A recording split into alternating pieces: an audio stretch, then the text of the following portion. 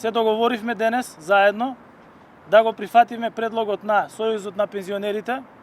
при што ќе имаме воведување на нова методологија за покачување на пензиите,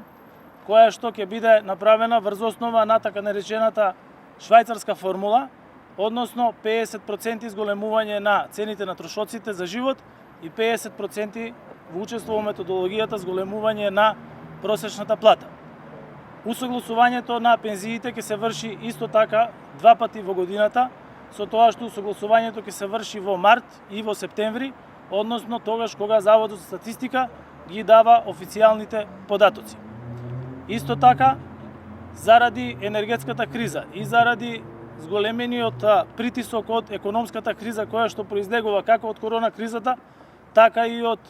војната која што се води во Украина, исто така се договоривме дека владата ќе исплати финансиска помош на сите пензионери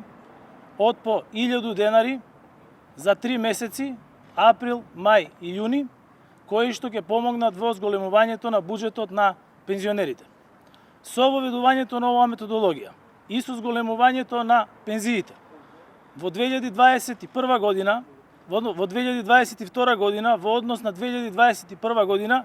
имаме историски најголемо зголемување на пензиите, односно зголемувањето на просечната пензија изнесува 12.000 денари во однос на минатата година. Со ова потврдуваме и со ова го исполнуваме уште едно од ветувањата дадени на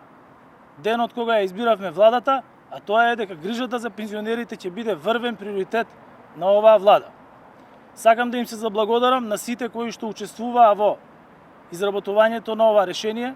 кое што со големо задоволство денес го соопштуваме пред сите пензионери, исто така и пред сите граѓани.